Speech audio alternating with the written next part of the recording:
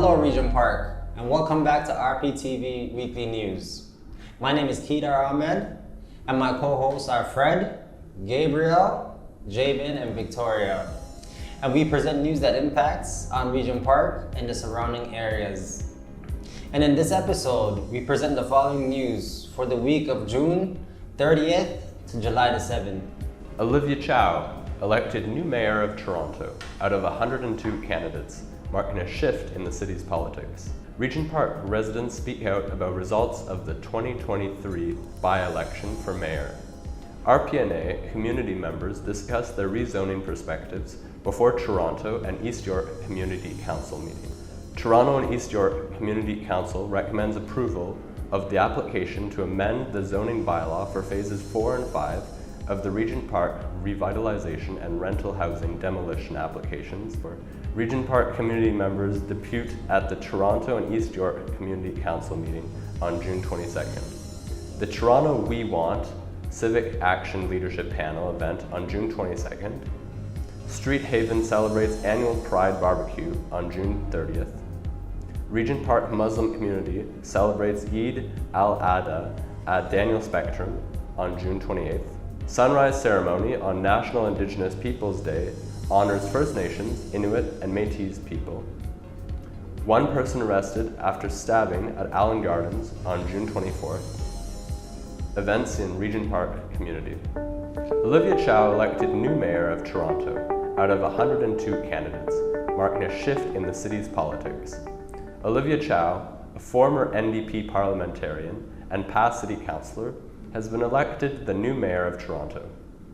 Voters elected a progressive mayor and the first woman of colour to lead Canada's most populous city, ending more than a decade of conservative rule at City Hall. Her win marks the second time Toronto residents have selected a mayor since October, after former Mayor John Tory resigned just a few months into his third term following his admission to an affair with a staffer. Olivia Chow ran on a platform vowing to build a Toronto that's caring, affordable, and safe, and she emerged with the most votes of the 102 mayoral candidates on the ballot, a record for Toronto and one that underscores the public's discontent with the city's direction. Mrs. Chow, who was leading the polls through the campaign, won with 37.17% of the vote. Her nearest challenger, Anna Bailau, who had been endorsed by the city's largest newspaper, the Toronto Star, and former mayor John Tory, received about 32% of the vote. Mayor-elected Olivia Chow delivered her victory speech to a packed house in downtown Toronto's West End following Election Day's result. And while I've been knocked down a few times over the years, yeah, just like you, I always got back up.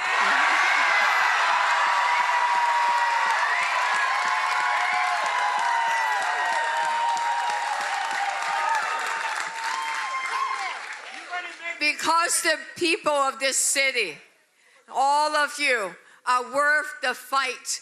I know things are tough these days. It's harder to get by and harder to get around. Takes longer. But don't give up. Toronto is a place of hope, a place of second chances, right? A city where an immigrant kid from St. Jamestown can be standing in front of you as your new mayor. Ms. Chow will now seek to unite councillors around her platform, which was headlined by promises to build and purchase more affordable housing and expand crisis response teams citywide. Building more affordable housing, Chow says, is the best way to tackle multiple problems in the city, from homelessness to encampments. She says the situation is a result of a decade of building no affordable housing. Chow has made no secret over the years that she favors policies which help lift up those who are most disadvantaged. Ms. Chow, 66, will be responsible for reversing the city's course and reversing the image of the office in one of its most difficult moments. I'm meeting with the deputy mayor to ensure there's a smooth transition, to learn from her, to hear about what's facing the city from her perspective. I want to get started immediately to make life more affordable for the wonderful people of Toronto. Also listen to the councillors. My priority has been very clear. I talked about making life more affordable and caring City Hall, a City Hall that's more caring and a safe city.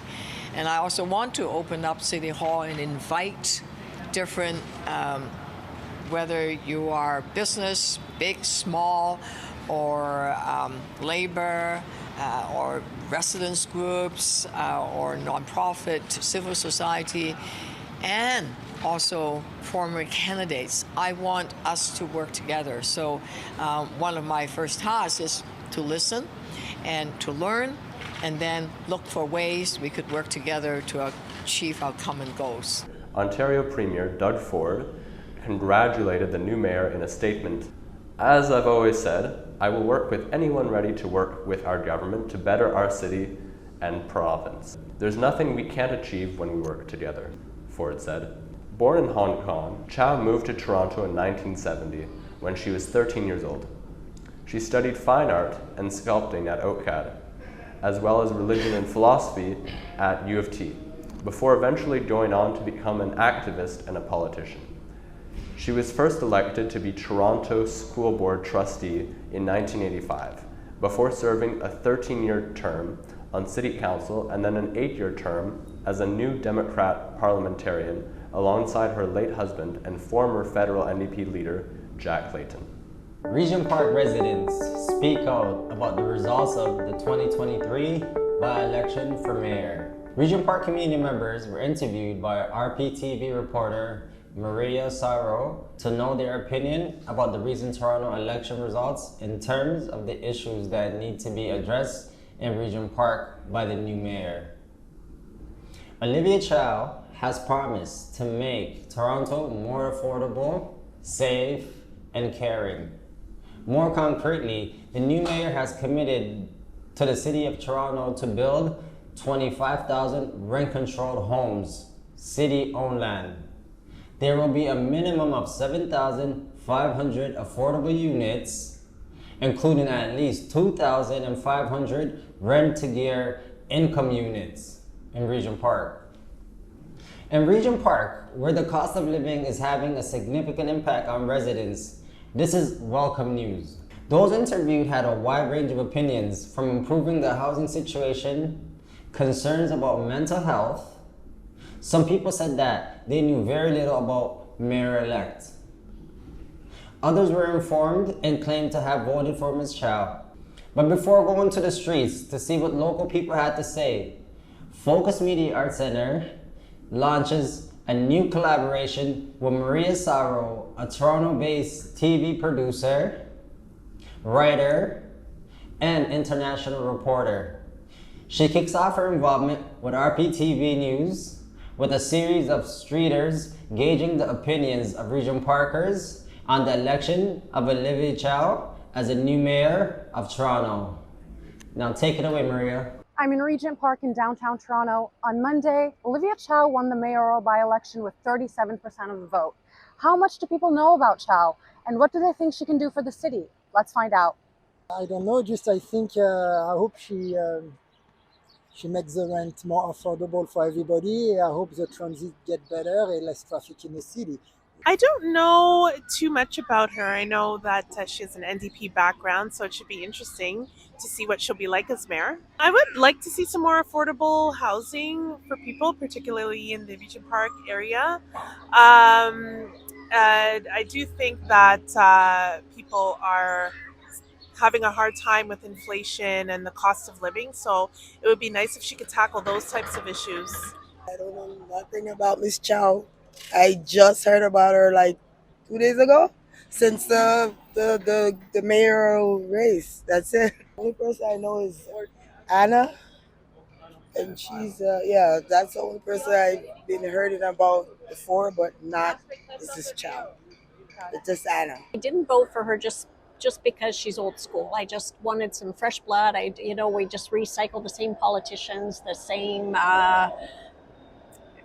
recycling the same politics, the same issues, and I just thought if I voted for what's her name, Palau, I forget her first name.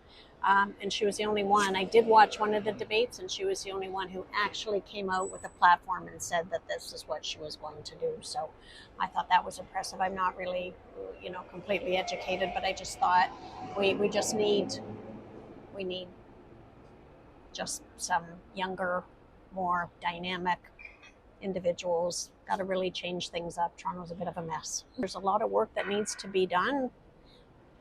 So much construction is going on. Not sure that the city's ready, has the infrastructure to support all of it. I've only been down here. I've only been down here now for 5 years. I came from North Toronto, had a house, moved downtown, was really nice for quite some time. And then boom, all of this development, and really there's not a lot of, so many pieces are disconnected. There's not a lot of connection to sort of find out what exactly is going on where I live, where it matters most. It's all disjointed, different platforms you can go and find out this information. They come and knock on your door and they give you a bunch of blah, blah, blah, but, it's still pretty hard to make that assessment of what's good or not. It was such a surprise to me coming from, up north and coming down here, the homelessness, and it's become so bad since COVID. Sleeping on the subway, sleeping on the streets. I don't think that we really have any infrastructure to help them. I think it's kind of popular. It's been known to people. It's been around for a while. There is no other choice anyway. I don't know the other one. They're not popular. So for me, you have to vote, the one you know already, Plus, I think she's doing well. What I'm seeing around now, a lot of people need help, mostly mentally. I think if they can, help people, Otherwise, in the long run, we're living like in a zombie town, see? So I hope they can do something about it. Because I work in a mental hospital. I work in Camis, so I know especially young kids what kind of future we have in the future if they don't help them. I hope Mrs. Chow can do something about it. Even though you're working, everything's expensive. That's why some people, they rent, how much one bedroom? 2,000? Where are you gonna eat? That's why only the choice they have is better to live on the street or somewhere to survive.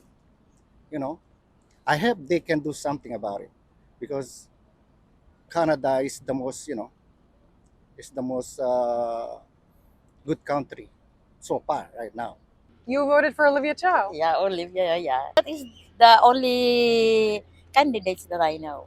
For me, I don't know what they're going to be doing until we see what they're going to be doing. So always they promise, and then maybe some stuff will be done, the others is not. So for them to get elected, so they have to promise. So for whatever they promise, they have to work hard to achieve that goal. So yeah, we want to see the change. I would say I know what she could do. Make it safer, like the community, and she could change stuff to make things safer because sometimes it's not safe. So yeah. I have the same opinion as my mother, but they actually should be working hard on what they promise to achieve that goal. Regent Park Neighborhood Association community members discussed their rezoning perspectives before the Toronto and East York Community Council meeting. On June 20th, 2023, the Regent Park Neighborhood Association hosted a hybrid meeting to discuss the impact of the rezoning application for phases 4 and 5 submitted on April 23, 2023 by TCHC and Tridel, and to prepare before the Toronto and East York Community Council meeting at City Hall on June 22nd, 2023, where community members present their deputations to amend some aspects of the zoning bylaw for phases 4 and 5 of the Regent Park revitalization and rental housing demolition applications. The meeting was chaired by Regent Park resident Walid Khougali. Some of the key considerations by community members dealt with the maintenance of existing units to beyond the 40 years proposed by TCHC, the increased housing density, and the status of community benefits that would come from that rezoning process. That $26 million, that was offered by Tridel prior to their decision with TCHC to make a rezoning application. So that $26 million is just attached to the intensification of what's there now and the plan that was determined in 2014. That's what the $26 million is for. So what are they offering above and beyond now that they want to rezone again? What are they offering that's attached to the new density?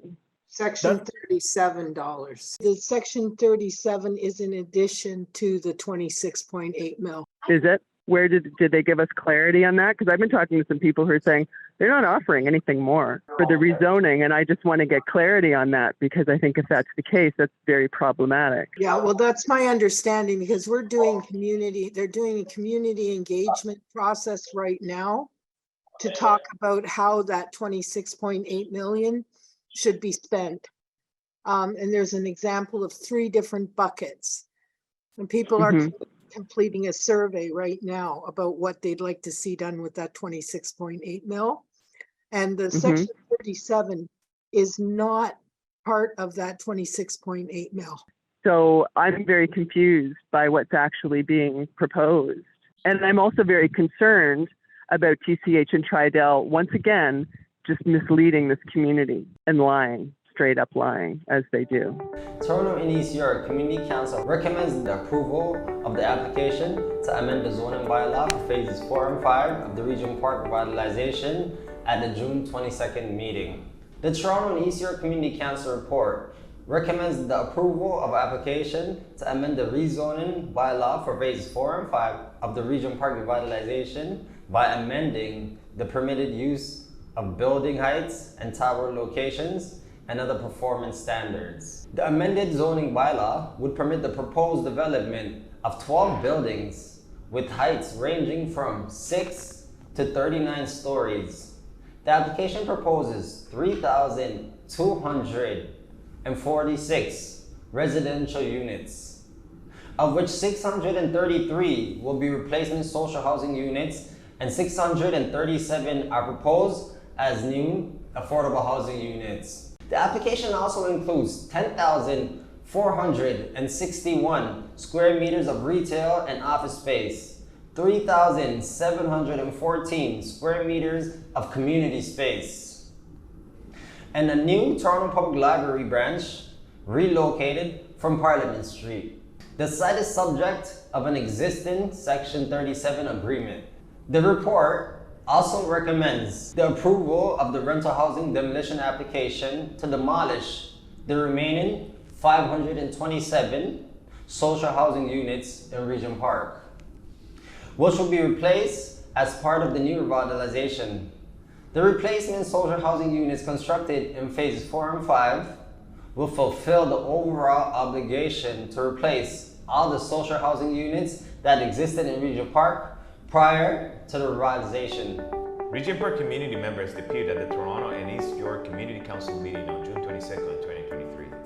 On June 22nd, Regent Park residents, local advocates, and community members of the Regent Park Neighborhood Association deputed at the Toronto and East York Community Council meeting for the discussion of the 325 Gerrard Street East, Regent Park Phases 4 and 5 zoning bylaw amendment and rental housing demolition applications decision report approval. The deputants were Miguel Avila, a Regent Park Neighborhood Association member, Andre Berman, Heritage Advocate, Ismail Afra, Chair of the Regent Park Social Development Plan, Walid Kogali, member of the Regent Park Neighborhood Association, Stephanie Beatty, a Regent Park resident, Regent Park residents Rabia Asabayan and her daughter Sarah, and finally Ali El Shanti, a Regent Park resident. Let's hear what they have to say. It's only 1% of affordable housing is being approved at this council. Please make sure that this community of Regent Park, the example of urbanism, is really what it's supposed to be.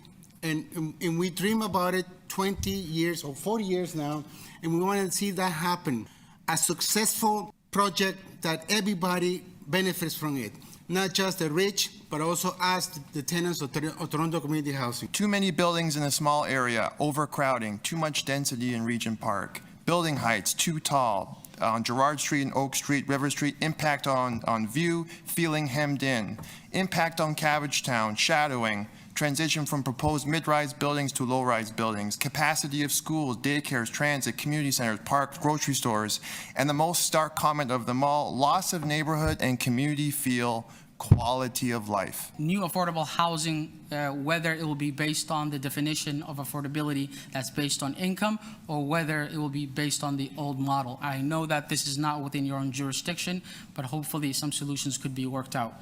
I also wanted to point out that you should increase the maintenance of the replacement housing and new affordable housing more than 40 years. A commitment from Tridel, which is a for-profit development firm, and TCHC, which is one of Canada's largest social housing providers, that they will stick to the definition of affordable housing that's based on income, not based on market. I've asked this question, who are you building housing for?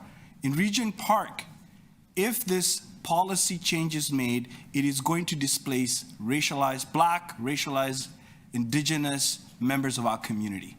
When Tridel won the contract to develop the final phases of Regent Park, they offered over $26 million in community benefits. We've been told repeatedly this is unrelated to the rezoning, which was only conceived of after the fact.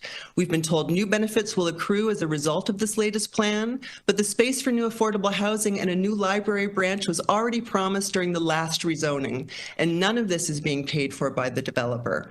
There's some expanded community space on offer, but now we're hearing that some of that $26 million will be used to develop it. So what exactly is being offered to this community in return for this massive increase in density and support height? People in Regent Park should get the priority to affordable housing units before opening it to the whole province. We live in Regent Park and we love where we live, and we will not move anywhere else. We live in a country that respects human rights. So the first thing, I need roof before I go to education or feel safe.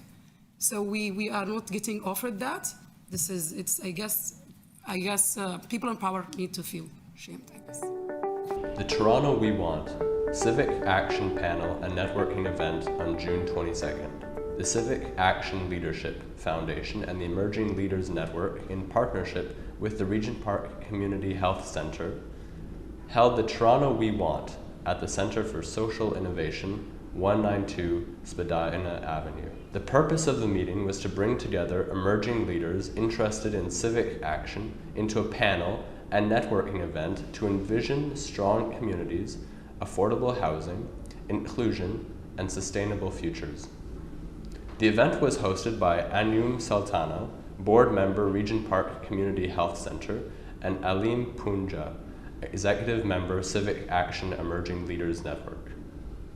The panel included Olivia Bowden, social justice reporter, Kalmitha Satkunarajam, Directory of Operational Development, Toronto Youth Cabinet, Jin He, Executive Director, Social Planning, Toronto, Sarah Baldeo, HBSC, REC Executive, Client Partner Innovation Technologies, and Eric Meerkamper, co-founder, Toronto Global Impact Network. Street Haven celebrates annual Pride BBQ on June 30th. Street Haven, Canada's first women's shelter, hosted their annual Pride BBQ at 87 Pembroke Street. It was an opportunity to have good food, listen to some amazing music, and to network and connect with Street Haven's staff and clients and community friends and partners.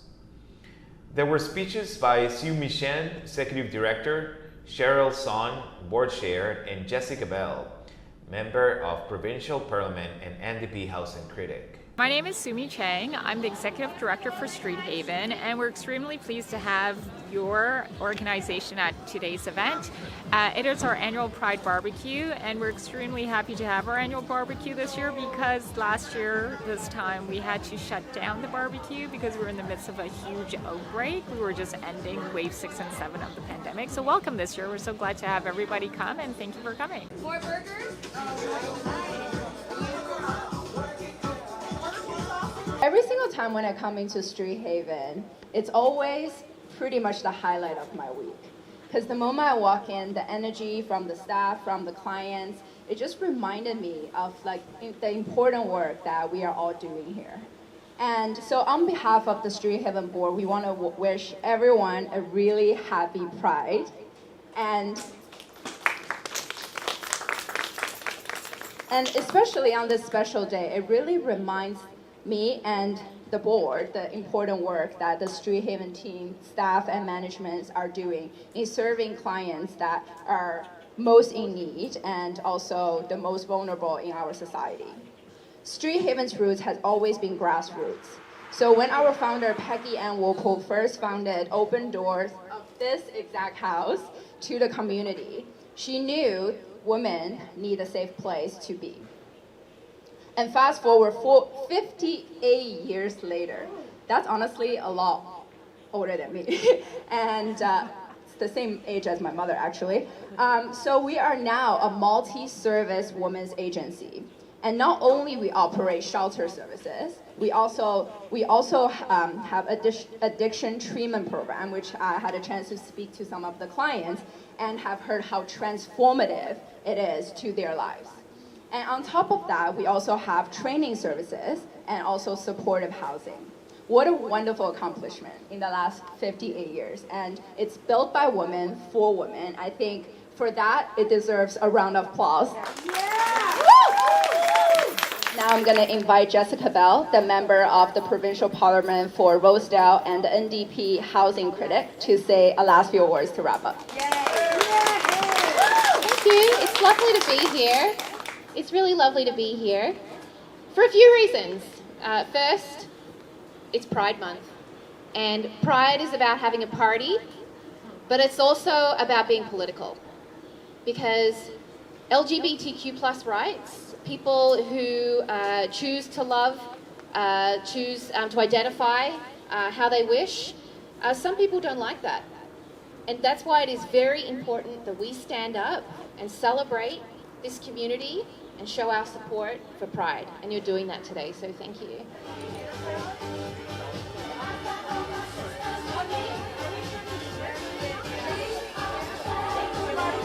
Of course, happy to do so. Regent Park Muslim community celebrates Eid Fest 2023 at the Daniel Spectrum on June the 28th. The Regent Park Muslim community celebrated Eid Fest at the Daniel Spectrum at 585 Dundas Street East on June the 28th, 2023. The event was brought by Healing as One and Happy Mom, Happy Children group for everyone in the community to enjoy with one another. There were henna, giveaways, food, and other goodies as well. Families and friends joined the celebration after the early morning prayer to build memorable Eid al-Adha. The event was sponsored by Toronto Community Housing, Daniels Corporation, Regent Park, Mental Health Matters, and Chat Time Canada. Regent Park is home of a significant Muslim population. Traditionally, the Muslim community have a strong sense of belonging in the neighborhood. Events like this are important to build strong community cohesion and inclusion among all residents that live in Regent Park.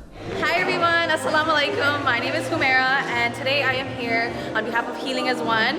Healing as One is collaborating with Happy Mom, Happy Children, and we are putting on Eid Fest 2023 Block Party Takeover.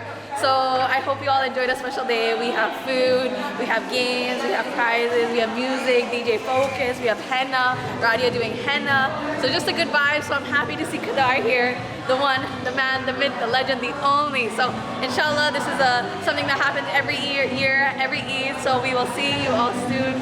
Bye everyone. Hi, my name is Jonas. We're here today because we're celebrating Eid Mubarak. We're celebrating Eid. And to be honest, the community's outside and everybody's enjoying the great, they're getting some nice food and like nice toys and stuff like that. So it's more about being one with the community, right? That's the point of Eid, you know? That's what I'm basically gonna say. I just want to wish everyone in Regent Park happy Eid. I hope you all had a great time today. And a shout out to Healing +1, and happy mothers, happy children for collaborating and making this a success. What's up, RPTV? It's Kishka. We're here in the neighborhood on Eid. I don't even know what day it is, but I know it's a Wednesday. We got all the youth outside, you know what I'm saying? We got the ice cream truck is right behind the camera. You can't really see it right now. But shout out to all the kids that have the ice creams. And a lot of $10 bills, you know what I'm saying, fam? Hi, my name is Suba. Hey, my name is Halima. Hi, my name is Amira. And Eid Mubarak, we're here for Eid to celebrate. Eid Mubarak! Eid Mubarak. We want to wish you all a happy Eid to you and your families. Happy Eid, and we wish also that you enjoyed the event. We planned for this last minute, but we see that people are enjoying, and I hope next time, inshallah, it's going to be more and more longer and more organized, inshallah. Yes, we did our best. Everyone, please check this event out. It's amazing. I do henna. Everyone came to get their henna done, and I think overall this was an amazing experience for all. Eid Mubarak! Eid Mubarak! Eid Mubarak! Eid Mubarak! We got some fun activities going on now. What's going on, guys? My name is Fatah. I'm a community worker, and we're here to celebrate Eid al-Adha 2023 in Regent Park.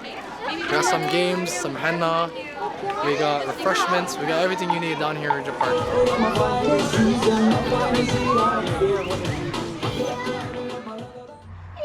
Sunrise ceremony on National Indigenous Peoples Day honors First Nations, Inuit, and Métis people. On June 21st, Deputy Mayor Jennifer McKelvey proclaimed National Indigenous Peoples Day, following the City of Toronto's annual sunrise ceremony at Nathan Phillips Square, which honors Indigenous traditions and culture.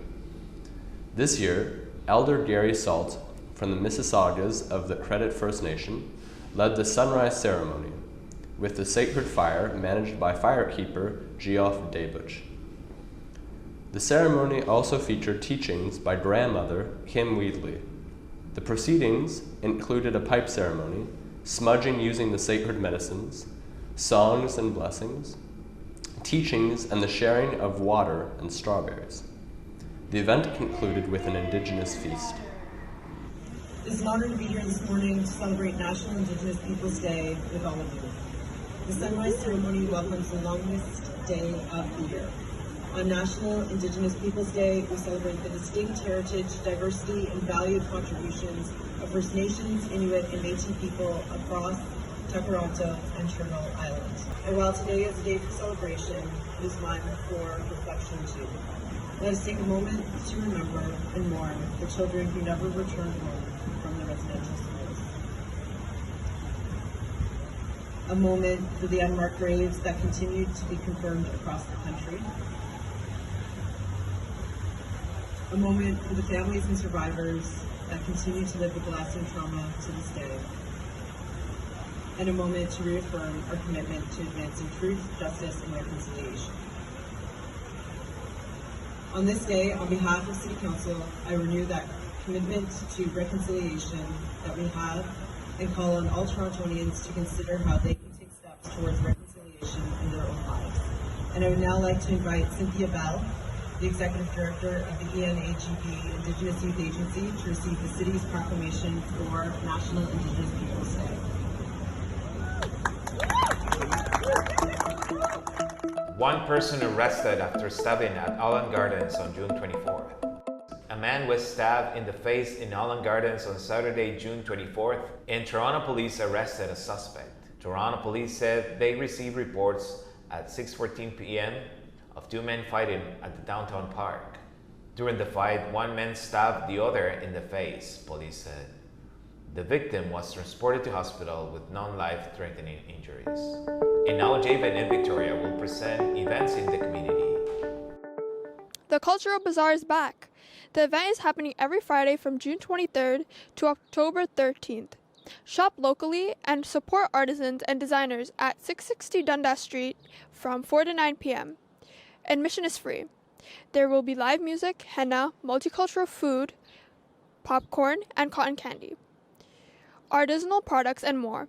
Cash accepted at all booths. For more information, you can contact Suraya at tcld.org. The event is brought by the Centre of Learning and Development, Mothers of Peace, and City of Toronto. Taste of Regent Park is back every Wednesday from July 5th to September 6, 2023, at the Big Park starting 5 p.m. Community meals will be served at 6 p.m. Taste of Regent Park is a weekly community market featuring talented local artisans, craftspeople, community organizations, food vendors, caterers, and entertainment in the heart of Regent Park. There will be community meals with unique culture cuisines, entertainment, community agency information tables. For more information, contact iafra@fredvictor.org. This event is brought by Daniels and Fred Victor. Regent Park CHC invites you to 50th Anniversary Community Barbecue and party on Thursday, July 13th from 12 to 4 p.m. at the Big Park, 620 Dundas Street East. There will be live DJ, games, raffle, Zumba, dancing, free barbecue, and fun. Join this event to find out more about Regent Park Community Health Center. Regent Park Film Festival are bringing Under the Stars back to the park this summer 2023. Join RPFF at Regent Park every Wednesday from July 5th to the 19th for an incredible lineup for free films. It'll be a night filled with exciting activities with everyone's favorite delicious food. For more information, please visit www.rpff.ca. Join the Laura Charbel Giant Puppet Building Workshops Parade and party at Moss Park Market, 260 Queen Street East, on July 15th from 11:30 a.m. to 2:30 p.m. On July 15th, the Puppet Building Workshop will come together with storytelling and songwriting workshop to share creations through a parade and community meal in Moss Park. For more information, contact musicforclimatejustice@gmail.com. 230 Fight Back is inviting you to join Affordable Housing Action on Tuesday, July 18 at 11 a.m. at Toronto City Hall to tell the new mayor no condos at Dundas and Sherbourne. 230 Fight Back is challenging Kingstead Capital and its plan to build a luxurious condo tower at Dundas and Sherbourne. Downtown East Residence Grant. Applicants may apply for up to $8,000 by July 27, 2023 at 12 p.m. A community or resident-led group based in the Downtown East is eligible for this grant. Please contact the Trustee Hub at trustee.hub@tngcs.org for more information. And that's all for today's show, folks. My name is Kedar, and my co-hosts are Gabriel, Fred, Victoria, and Jabin. And we'll see all you guys next week.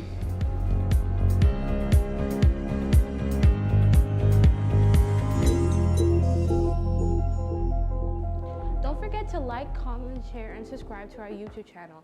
And please follow our social media platforms. For more information, check out our website.